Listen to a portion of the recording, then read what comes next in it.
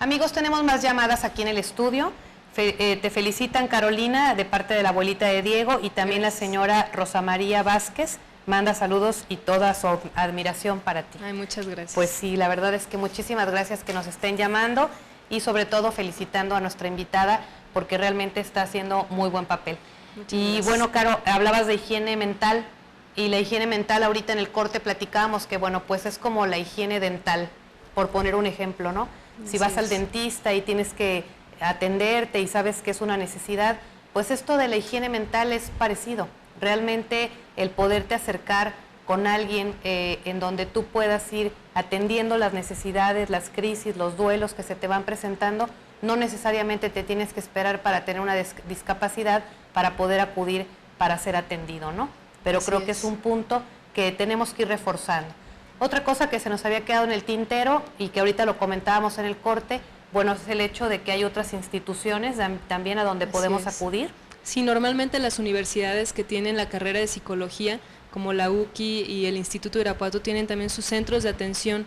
Entonces sería bueno que se acerquen si tienen alguna inquietud.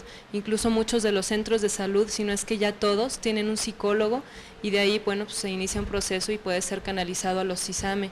Entonces sí es importante, sí hay los servicios que se acerquen a estas instituciones, o al DIF también, en el DIF. Claro, yo creo que las instituciones, tanto públicas como privadas, se han ido abriendo cada día más a dar la atención, y claro que también hay mucha gente preparada, joven, capaz, que puede dar este seguimiento, este acompañamiento, y que no hay por qué quedarse a sufrir en casa, no hay por qué quedarse a vivir una depresión de cualquier tipo, provocada por una discapacidad o no, y que realmente yo creo que esto que platicabas acerca de hacer terapia en grupo, a veces disminuye también los costos. No le tengan miedo a preguntar cuánto cuesta, en qué me pueden ayudar, porque sí, efectivamente está esa idea de que va a ser algo muy, muy costoso. Claro, exacto. Y bueno, a mí me gustaría, antes de que se nos vaya a terminar el tiempo, porque ya estamos a muy poco de finalizar, es esto de terapia familiar sistémica. ¿Cómo beneficia la terapia familiar sistémica, valga la redundancia, a una familia cuando tienen discapacidad? Bueno, desde el punto de vista en que no vemos el problema en una sola persona, sino que es un problema también relacional, un tema familiar, y ya no lo estamos viendo desde el punto de vista de que es una persona a la que hay que abordar, sino que el problema o el tema se tiene que abordar en familia o en grupo. Entonces sí nos ayuda, además tiene un enfoque breve, tiene muchas técnicas que son breves, entonces hay veces que en 4, 5, 7, 10 sesiones, en muchos casos, bueno, se va hasta las 17 sesiones, pero ya es un enfoque mucho más práctico que lo hace más viable, más accesible para las personas y también para las instituciones que a veces no se dan abasto con la cantidad de demanda que hay del servicio, y si tú te pones a dar 2 o 3 citas a la semana y durante 10 años, pues la verdad es que nunca acabas. Entonces sí ofrece muchas ventajas. Claro, y además de forma individual, ¿no? Sí, para colmo. Y luego otro con el esposo y otro con el abuelito, entonces sí es muy práctico. Y además es muy enriquecedor, y este punto de la terapia familiar sistémica, esta manera de abordar la situación, no nada más es para discapacidad. Yo le preguntaba ahorita a Carolina específicamente por la discapacidad porque estamos hablando de este tipo de acompañamiento, sin embargo la terapia familiar sistémica se aplica aun cuando no haya discapacidad, o sea, es algo, como lo dijo ella, ¿no? Repercute en todo el sistema cuando hay nada más aparentemente un paciente designado, ¿no? No es un paciente designado, toda la familia tiene una situación relativa a ese problema, ¿verdad? Así es. Muy bien.